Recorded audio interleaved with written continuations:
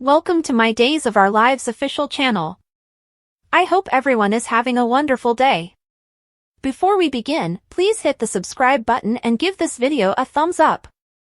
As the great double wedding of Teresa and Alex and Sarah and Xander drew near, Paul realized his brother Brady was going to be severely injured. Brady was accused by Paul of harboring feelings for Teresa. Next, an inebriated Brady suggests that he and Ava go out and enjoy some fun. Of course, she appears interested. Naturally, when dawn comes, Brady exclaims, "We slept together," to someone as he lies in bed in the buff. It seemed that Eric and Nicole may finally have their happily ever after learning that Jude was their son. But EJ isn't writing himself off just yet. "Does Holly know you killed her father?" EJ queries Eric when he tells him that he and Nicole will never be together again. Xander and Sarah's moment was ruined by Xander's mother, Fiona Cook, but Alex and Teresa were able to exchange vows during the double wedding. Next week, Fiona makes a shocking revelation regarding Alexander's true ancestry and Victor's heir when she says, "Angelica did not write that letter." "Yes, I did."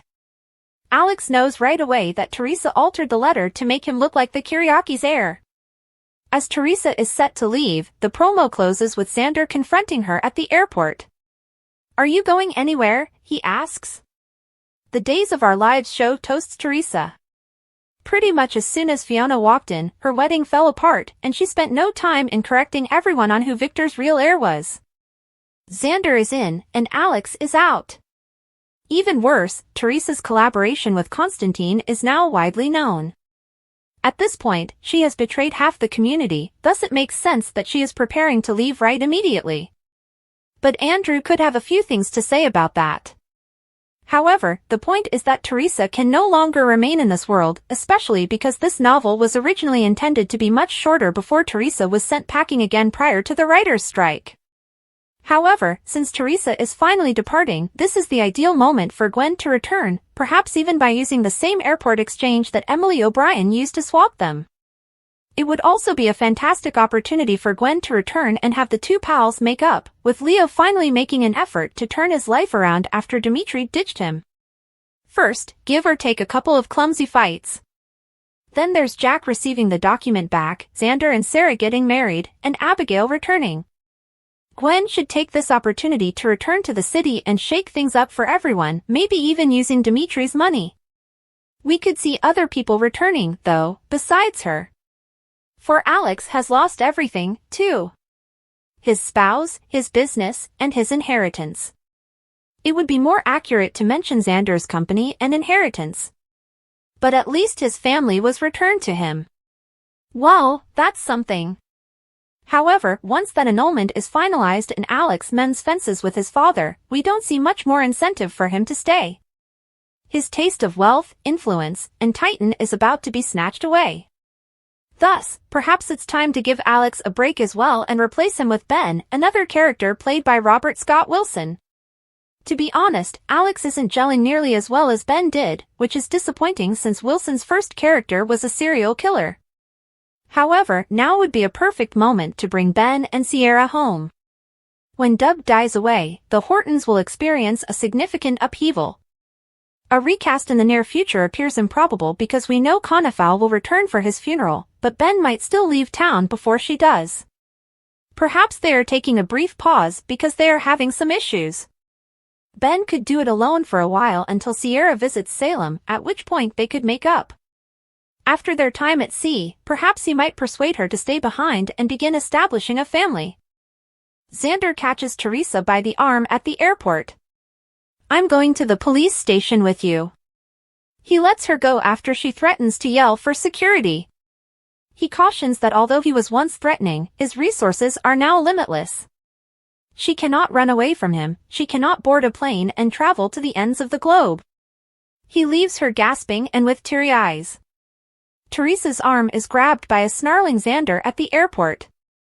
Eric questions if he truly wants to do that to Holly in the DiMera estate. EJ responds, "No. But that's what I really want to do to you." Perhaps Holly is deserving of knowing the truth. Eric notes that Holly will call Nicole's fault. "Why is that a problem for me?" While savoring his drink, EJ muses. But I won't tell Holly that you're just a drunken murderer underneath all your piety.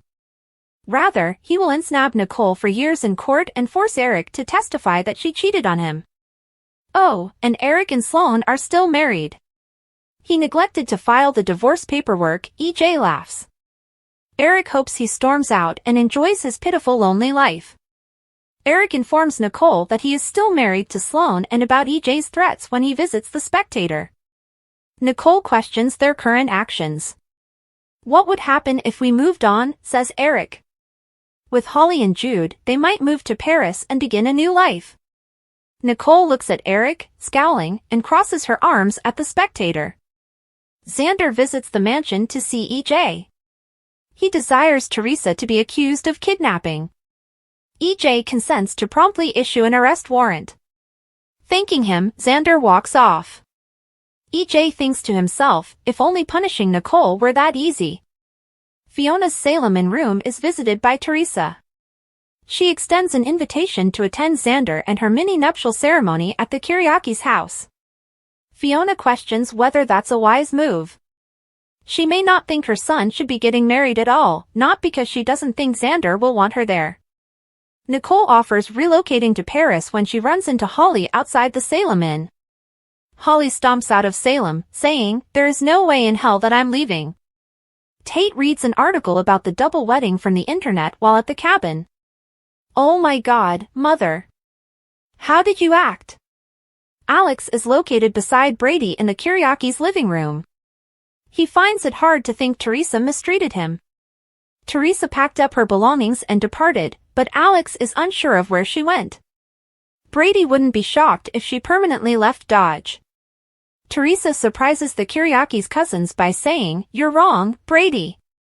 Jada leans over Rafe's body in the graveyard. A knife protrudes from his back. Poor Stephanie is going to have her heart broken yet again, as if she hasn't already gone through enough. When Kate approaches Chad with what she is marketing as an incredible investment opportunity, she hopes he will view things the same way she does. Paulina, meantime, makes it plain that she fully supports her husband's new endeavor. In today's recap, Leo witnesses Connie leaving Everett's hotel room, Marlena hits EJ, and Rafe goes into a coma. EJ glares at Marlena while holding his hand to his cheek.